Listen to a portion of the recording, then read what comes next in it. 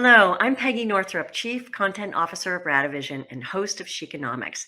Welcome to Season 2 of our series celebrating women founders and CEOs and the superpowers they bring to entrepreneurship, including creativity, a spirit of collaboration, and persistence. I'm delighted to be here today with Isoken and Ifueko Igbinedion, two sisters who are shaking up the market for custom wig design using artificial intelligence. Ifueko has bachelor's and graduate degrees from Stanford in computer science and electrical engineering. She spent time early in her life at Google as an intern, and she's now a PhD candidate at MIT, as well as being co-founder of this company. Isoken was a product manager at both Amazon and Target. At Target, doing omni-channel distribution, and Amazon because she was interested in last mile technology. You both have such incredibly impressive careers. So is there anything that I have left out that's truly important? And Ifueko, I'll kick it over to you first. No, I think that's the majority of it. I guess I would also add that I'm also a PhD candidate at MIT, and most of my work focuses on machine learning and computer vision, which is some of the same things that I focused on during my time at Stanford and at Google. Wonderful, wonderful. Thank you. And Iso, how about you? Yeah, no, I think you definitely got it covered. Definitely started my career at Target, really focused on omni-channel distribution strategies. Was really interested in last mile technology, so headed over to Amazon. Was recruited as one of the first 10 team members to help design the Prime Now 1 to 2 hour fulfillment offering. But like a lot of things at Amazon, we were really just the stealth team building the infrastructure for the Whole Foods acquisition. So once that was announced, moved over to a PM role on the Whole Foods Ops integration team, really focused on scaling that new delivery offering in new markets, but also leading a lot of the product strategy and development of our order fulfillment and workforce management software applications. And so it's really interesting. The origin stories of Parfait really started with our own entrepreneurial journeys that started with a technical challenge that we both experienced during our professional careers. So super excited to dive more into it as we speak about Parfait. Wonderful, wonderful. And let's talk about that origin story. What was it that attracted you to the wig market in particular? I mean, obviously, we all have hair. We all obsess about our hair. What was it that made you so excited about this challenge? Yeah, I can get started, and Ifueko definitely dive in here. But Ifueko and I both grew up with just this desire to build technology for our community.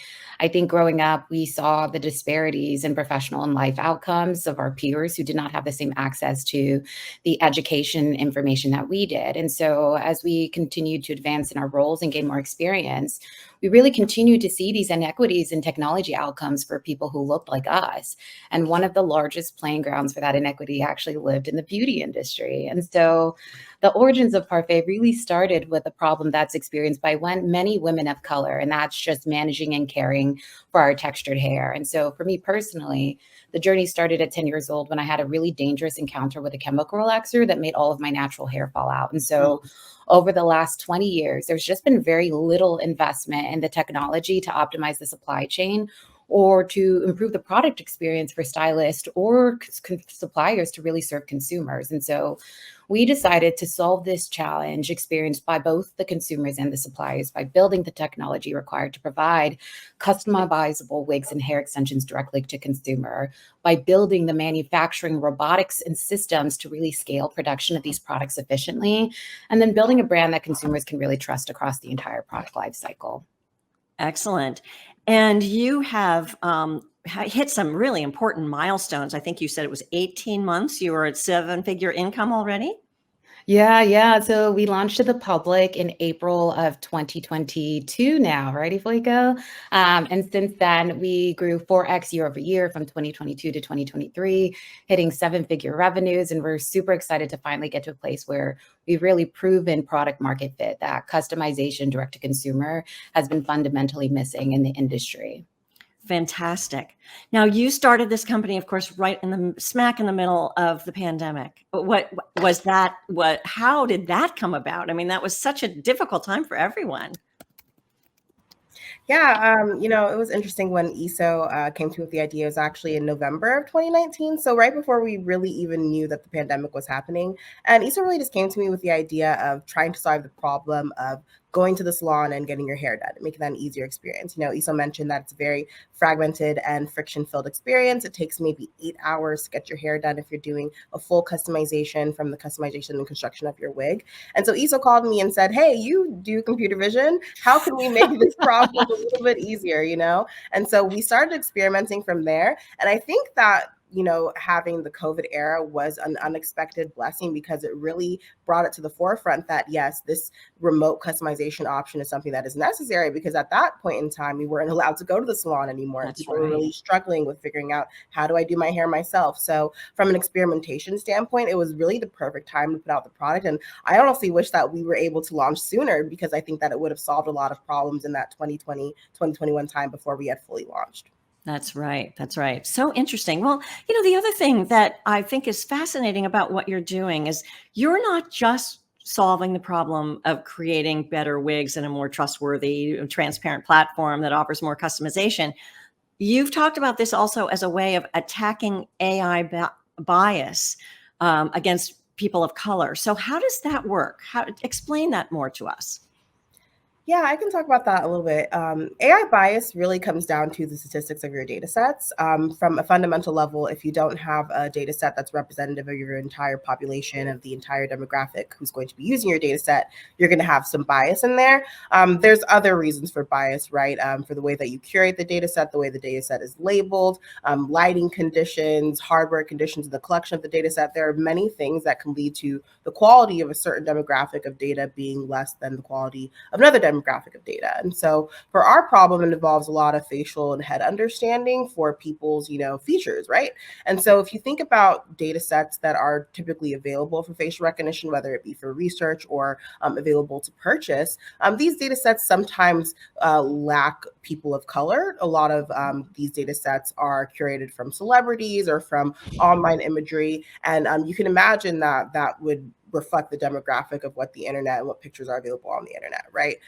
So we have struggled in the very beginning to collect our own data set that was representative of the demographic of people that we were coming to serve, right? And so an interesting thing that we found is that no matter what your target demographic is, the moment that you introduce another demographic that is outside your data set, you're going to encounter those bias issues. And so from the very beginning, it was a very huge mission of ours to have an equally balanced data set across the different demographics of people who are using our product, as well as the demographics of people who exist in general, thus making for a better product and a better algorithm in general. Right, right. I think, Iso, you were the one who told me that you talked about designing for the margins. Can you explain what that means to you? Yeah. So for us, it's really about ensuring that there are equitable outcomes when it comes to product and services that require technology to produce those outcomes for everybody. Like Ifueko mentioned, a lot of the data sets required to produce those positive outcomes are biased, right? They don't necessarily have data sets that reflect skin tones that look like mine or female features, as much as they do as male and white faces. And so for us, the technology and the data set we're building will enable us to be able to produce more positive service outcomes for other use cases. Just a bit about my background. I used to be an SAT instructor when I was an undergrad, and there was this huge scandal when this computer vision technology software that was meant to verify your identity started not working for women and people of color. Wow. And that's because the data didn't reflect those women. And so the darker your skin tone, it wouldn't recognize, it would think you were a blank background. And so that was, I think, one of the first times I realized that there were major biases in the products and the tools that I was using in my day-to-day life. And so for us, as we think about our mission, it's really to create these experiences with technology that enable us to prioritize and recognize everyone for the very first time. You mentioned other use cases for these data sets. So do you have an idea of what that could mean in the bigger world? Yeah. So from a fundamental level, we're really interested in cranial facial analysis. So anything to do with the head and the face. And you can imagine that has wide-ranging implications for consumer products, beauty, hair, those types of things to purchase, jewelry. But from a larger standpoint, I think that you can think about more important use cases like health, even collecting these data sets in general and having the data sets being able to be used for other applications such as healthcare, such as identification, being able to contribute to much larger and more diverse data sets in general, or being able to contribute to open source models who are trained to recognize just the generalized features of a person's face. If those generalized models perform better, then all the models downstream, all the companies that use these models downstream will have better and more recognizable, more equitable models in general. So our goal really is to be able to contribute to not only the applications that are being built with these facial recognition data sets, but to be able to contribute to the overarching technology that is, driving consumer products as a whole. Right. That's so important. Thank you so much for explaining that to us. I think it's something that a lot of people are not aware of, right? I mean, certainly it is, as this becomes more and more a part of our lives, this becomes more and more important. So I want to change tacks for a moment. Your sisters, you also come from a very big family. Now, my sisters and I have worked together, and we can be kind of mean to each other.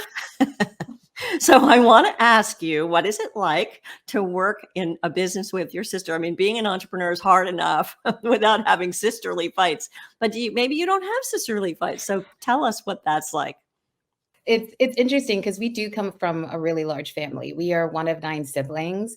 And growing up, it was always just like a football team of people trying to work together to solve just like day-to-day problems, whether that's us figuring out how to convince our parents to take us on a vacation that we wanted to go on, or allow us to join a sports team, or go on a sleepover, which was just like absolutely a no-no in our culture growing up.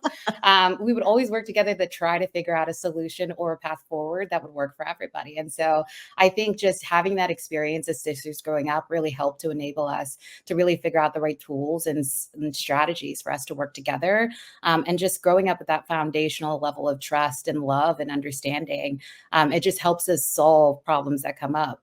We definitely fight just like sisters, just as we did growing up, really fighting for the last piece of food on the table with the 9 of us. But I think we've learned to really like share as a team and really share our successes as a team. And then really just having that foundational level of understanding from that family perspective makes it a lot easier. But it's definitely, it definitely can be challenging just because, those fights do come up once in a while as we're trying to make decisions and we disagree about one path forward or another. But it is helpful to know that the people around me, the founders around me, are people that I know that will be there for me from start to finish. Right, right. Yes, that's very, very interesting. We always said in our family that had a family business, it's like which is more important, the business or the family?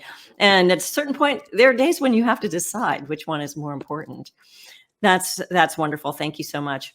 So I wonder, what advice do you have for other entrepreneurs who might follow in your footsteps? I mean, you've learned so much during this very short period of time. You've had so many successes. Not everybody has, I mean, I wouldn't call it an easy time. I would never insult you and call this an easy time. But is there anything that you learned that you would pass on to others who are want to follow in your footsteps? Yeah, I guess one thing that I would definitely recommend to everybody is to find a mentor as early as you can, and a mentor that can advise you in the actual tangible things that you're going to be doing. I think one thing that's really allowed us to thrive is the mentors that we've had and the guidance that they've been able to give us. Some of our mentors have extensive experience in the D2C space in general, in retail, when it comes to marketing to Black consumers and understanding the problems of our demographic. Having those mentors from the very beginning, day zero of our company, was really fundamental to us getting to where we are today. And then also just having people who believe in your vision. When you're bringing AI to a space that is typically low tech, typically very underfunded, it's sometimes very difficult to get people to believe that there's actual value in the products that you're bringing. And so having those champions for you from day zero is really important towards raising funds towards a really unique vision. Wonderful. And what about you, Iso? Did you find anybody sort of skeptical about the idea that beauty was a valuable enough category for you? I can imagine that there might have been some VCs in particular who would say, why is this a big problem? Yeah, it was tough in the beginning. I know there was just not a lot of focus because there really hasn't been a technical or even a financial investment in the industry that has been substantial to change the outcomes that women and suppliers are experiencing. And so initially going out to raise for the wig and extension industry was difficult. We really had to break down how the industry operates, why it's so manual in nature, and why technology is required to really move the industry into the future. And so really breaking it down into like actionable steps and really sharing the core problem as a relation and with examples within industries that they did understand, got them to understand that there was a huge problem that needed to be solved in this industry. And then from there, it was really just me and Ifueko being ourselves and showing investors who we are, why we are the right founders to solve the problem, and why we have the skills and experiences to take it from zero to the day IPO or day exit. Fantastic. Well, we love to talk about superpowers here at Sheconomics, the superpowers that women bring to their entrepreneurial ventures and to being leaders in any industry. And you touched on that just a minute ago when you talked about breaking things down into small steps. Iso, do you want to tell me what is your superpower? Yeah, so my superpower is breaking down the seemingly impossible into really easy, actionable steps. Really, when I think about challenges and when I see challenges, I don't try to think of them as like exclusively puzzles to solve, but really just opportunities to transform the journey I am right now into a pathway to success. And so for me, I've really spent my entire career solving problems, and often they were problems that were not necessarily relevant to me in my own use cases. And so I've really learned to fundamentally think about how to work backwards from what I want the end solution to be, and then really break down what it would take fundamentally from like an action perspective and for what the world needs to look like for us to achieve that goal. And so I think Parfait is a really good example of how I've been able to do that. And I'm really excited about the future of my opportunities to be able to help others do the same. Fantastic. And what about you, Ifueko? I know you're the techie of the crew here. But women in general, we have such a great superpower of turning the things that we love and that we're passionate in into true value. And I think that it's strange how I stumbled into technology. It wasn't really my choice. I wanted to be like a doctor or something, but I've always been really into computers and into robots. And I think that being able to turn that into a beauty tech career, an entrepreneurial career, that's been really valuable. And I think that women have a really uncanny ability to find those things that they're very passionate about and turn it into true value. I think that technology is my superpower. Fantastic. Thank you. So what are you two looking forward to in 2024? Yeah, 2024 is a really exciting year for us. We've learned a lot about the core challenges of the industry, including the impact the supply chain has had on the customer experience, as well as the challenges that suppliers and stylists have when they're trying to serve their own consumers. And so we've also learned a really great deal about all the different customer profiles that haven't been directly served in the past. So as we continue to scale in 2024, right now, we're really focused on product development for some of these different consumer preferences, such as reinventing the different wig types to meet use cases, developing new lace materials to meet different use cases, really thinking about texture matching as it comes to the different types of women who we've seen come and try our products for the first time, as well as hairline and customization preferences. And so we're really doubling down on our technical competitive advantage this year by scaling our algorithms to now support more B2B and retail use cases as we expand into more of an omni-channel distribution strategy. And so definitely stay up to date on all things Parfait because we have a couple of really exciting announcements coming up in the next few months. Wonderful. And Ifueko, do you have anything to add to that? I mean, you are no doubt thinking about how AI can transform the world beyond this business. Do you have a vision for 2024 and beyond? Yeah, I mean, for 2024, Issa mentioned a lot of the different products and strategies that we're trying to execute from the actual wig product level. And so I'm really excited for all the new challenges that come from the AI perspective, the new algorithms, the new experiences that we're going to be able to design. But also, I'm just really excited for the idea of beauty tech and using AI technology and all of the new generative algorithms that are out today, seeing how that transforms the retail space and the experience for the consumer in 2025 and 2026 and beyond. Great. Is there anything that investors should know about your company or about AI in particular? I don't know whether you're continuing to raise money. Are you at that stage? Yeah, so as exciting as our growth has been over the last year, we are working on closing our $5 million Series Seed 5. So far, we've closed about 4.3 million of that $5 million round, and so we are still looking to close about 700K left in the round by the end of March. And so, if anyone is interested in being a part of the future of beauty customization, especially as it relates to ensuring that everybody is served and the products and the tools that we use to serve those consumers are equitable, please reach out. We'd love to have you along for the journey. That's wonderful. Thank you so much. And so I have to ask one last question because we have a couple more minutes. There's a lot of talk, obviously, about AI. There's a lot of fear about AI. What would you say to somebody who's saying, oh, I don't know about this whole sector? It either sounds like too much hype or it sounds like the robots are going to come and eat us. So how do you deal with that, both the, the overpromise, the overhyping, and the fear factor? Yeah, I mean, those are two extremes. I think with every set of extremes, the reality is more so in the middle. And so I would definitely say to those who are skeptical about AI, skeptical about its impact on the future, and really afraid about the way that it's going to be used, it's truly the responsibility of those using the AI to steward it effectively. If you only have bad actors, using these tools, you're going to have a bunch of really biased, a bunch of really negative systems that are using AI for very poor reasons. But if you're using this AI in ways that make your products better, that improve people's lives, then there's definitely value in using AI for those reasons. But also, it provides use cases for legislation and for our lawmakers to understand what should we actually legislate, what should we actually provide as a widely available thing to use, and what should we make sure it doesn't happen. So it's really about how we use it and how we think about it and talk about it, but there's no getting rid of it, right? The tools are out there. People are going to use it regardless of, what we do. And so if we care, it's our job to really steward it effectively. Wonderful. Yeah, I would just add that I would just say that AI is going to amplify before it replaces anything. So, just to those before you become really skeptical about adoption, I just say educate yourself first on its use cases, how it can improve your own work and your own daily life. Because honestly, we need everyone involved in its development now. And we need you guys to be the whistleblowers for those who choose to use AI in nefarious ways. And so the more you can get involved, the more you can have a direct impact on its use cases and how it works for everyone in the future.